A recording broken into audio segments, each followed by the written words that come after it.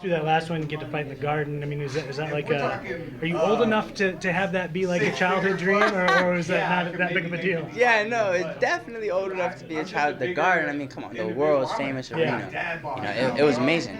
The lights, the aroma, the atmosphere, the New York City. I mean, obviously I'm from Waterbury, so the city wasn't too surprising. But just that fast pace, that push, that grind, and we went in there, and oh man, I didn't even want to leave the cage. I would have went 7 rounds if I could. When you were backstage and you're like, in between those walls and in those tunnels and stuff like that, can you feel some of the history that kind of pushes out of there? You know what? I was so focused that fight, so locked in that nothing. I was just on the prize. But when I'm on my way back, I looked at the crowd, I looked at the walls, I soaked it in. He was with me. You know, I looked at my corners, I looked at my team, and I'm like, fuck, we just did it. Like, we just did it at the Garden. You know, because it's like everything I said is happening. It's like, it's up to me to deliver, but it's happening. You know, the Garden, it happened. MMA in Connecticut, it's happening.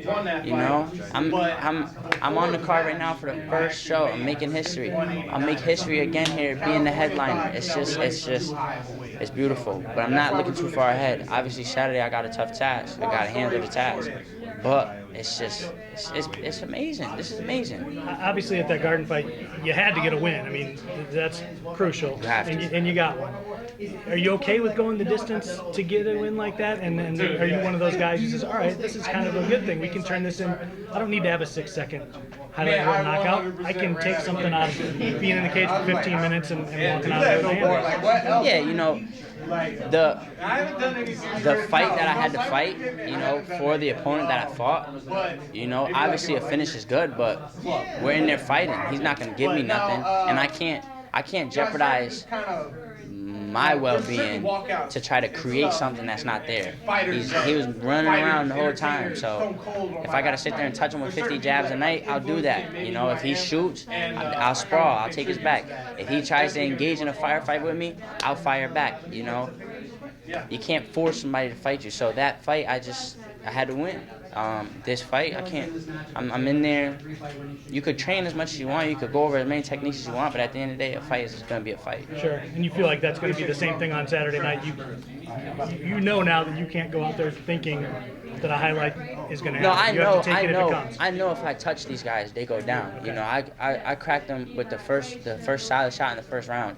And he rushed me, and he got wobbled. He rushed me, and then I rushed him, and then he tried to tie me up. And if you notice, when the ref pushed him off, he fell. The ref didn't push him. He just separated us. So he was so discombobulated, and that's why he needed me in the balls, I think, to give himself, which is smart. But and then every other shot, that's why he kept running so much. Every other shot I was landing, it was touching him as he was moving. For example, I punched him in his forehead. Split his forehead wide open. How do you punch somebody in the forehead? You split somebody like that from a kick, you know what I mean? So he was just tough, and he was moving a lot. So this guy, I feel like this guy is a little more centered. He's not as tall, he's not as lengthy. I line him up, crack him, see what happens. I was going to ask you, what do you know about this kid and what he brings to the table? You feel like he'll be ready to stand in there with you? He's just another body.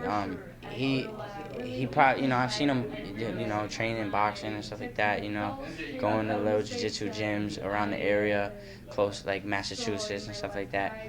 He's probably working on his whole game. He's supposed to. This MMA, you'd be a fool to sleep on somebody. But I truly think he thinks that, because he's been talking online and stuff like that. He thinks that, things were given to me, and I'm gonna go show him Saturday night that this is earned, and so I'm gonna go earn another win right over him.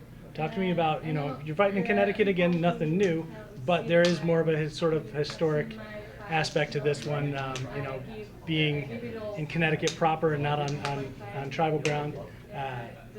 Talk about that and, being able to kind of usher in a little bit of a new era. It's lit. I feel like I'm literally the leader of the new school, and it's just lit. Like I'm lit. People ask why all this attention stuff's coming to me. I can't think of anything other than the fact that I just got mad sauce. Like, I'm just saucy. Everybody else, they whack.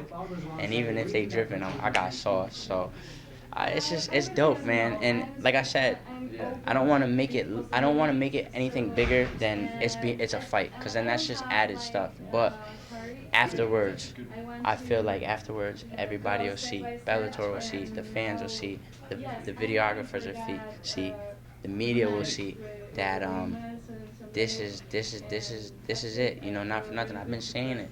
I'm a guy. If I eat, I want everybody to eat. I've been telling the world about Connecticut, and nobody. A lot of people haven't even heard about Connecticut because there's nobody to speak for them. And Saturday night, the world is gonna hear CT. They're gonna see that little Bridgeport, Connecticut on the TV. Say what the fuck is Bridgeport? And then they're gonna see the lights go crazy, and they're gonna see the fights. This card is stacked. Like I couldn't be more honored than to fight on this card. I'm just gonna go out there and deliver. I promise you.